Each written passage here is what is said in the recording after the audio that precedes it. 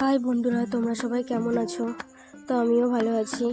তো রান্নাবাটি চ্যানেলে তোমাদের স্বাগত। আজ আমি পাবদা মাছের ঝাল নিয়ে চলে এসেছি। তো পাবদা মাছের ঝাল করতে প্রথমে মাছগুলো নুন, হলুদ, একটু তেল দিয়ে ম্যারিনেট করে নিয়েছি। কারণ তেলটা দেওয়ার এই জন্যই, কারণ পাবদা মাছ তেলে দিলে একটু ফোটে। তো ভালো করে ওটা মাখিয়ে নিয়েছি। এখন কড়াইতে গরম তেল দিয়েছি। তেলটা ভালো করে গরম হয়ে গেছে। এখন মাছগুলো দিয়ে দিয়েছি। মাছগুলো একটা একটা করে সব ছেড়ে দিয়েছি। এখন মাছটা একটু ঢেকে দেবো, কারণ এই মাছটা প্রচণ্ড পরিমাণে ফাটে। তোমরা দেখতেই পাচ্ছ প্রচণ্ড পরিমাণে ফাটছে। এবার বলে দিতে পারবো না, এত পরিমাণে ফাটছে। তো দেখতেই পাচ্ছ তোমরা। মাছগুলো ভালো করে উল্টে পাল্টে করে নিয়েছি। এখন মাছগুলো ভাজা হয়ে গেছে। এখন মাছগুলো সব উঠিয়ে নেব। তো যেই তেলটা ছিল ওই তেলের মধ্যেই এখন ফোড়ন দেবো। ফোড়ন, রসুন, তেজপাতা, একটু জিরে, একটু ভাজা ভাজা করে নেব।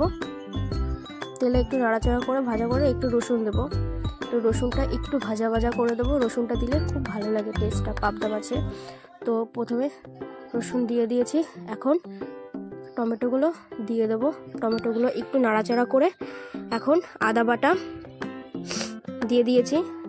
দেখতেই পাচ্ছ একটু ফুটছে, কারণ শুধু তেলে আদা বাটা দিয়েছি, তো ওই জন্য হালকা একটু জল দিয়ে দিয়েছি। এখন জিরে বাটা দিয়ে দিলাম, আর একটু লঙ্কা বাটা, একটু শুকনো লঙ্কা দিয়ে দিয়েছি। এখন ভালো করে নাড়াচাড়া করে নেব। নাড়াচাড়া করে একটু ভাজা ভাজা করে নেব কষিয়ে। আর একটু জল দিয়েছি, তাহলে কষাতে আর একটু ভালো হবে। দেখতেই পাচ্ছ তোমরা।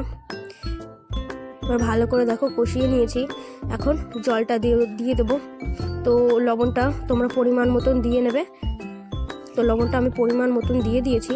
এখন একটু ঢেকে দিয়েছি। ঢেকে দেওয়ার পরে এখন পাবদা মাছগুলো এখন সব দিয়ে দিয়েছি। পাবদা মাছের ঝোল করতে খুবই ইজি, খুবই সহজ। এবার অনেকে সর্ষে দিয়েও করে, অনেকে এমনি রেগুলার যে মশলা থাকে সেটা দিয়েও করে, আদা জিরে লঙ্কা দিয়েও করে। তো দুটোভাবেই ভালো লাগে খেতে। তো একদিন সর্ষে দিয়ে ট্রাই করব, তখন তোমাদের দেখাবো। তো দেখতে পাচ্ছ এখন সব হয়ে গেছে। এখন ঝালটা অপশনাল। তো লঙ্কাটা দিয়েছি, কারণ ঝালটা একটু কম হয়েছে, তার জন্য লঙ্কাটা দিয়েছি স্বাদটা ব্যালেন্স করার জন্য। তোমরা দেখতেই পাচ্ছ কত টেস্টি হয়েছে, লোভনীয়।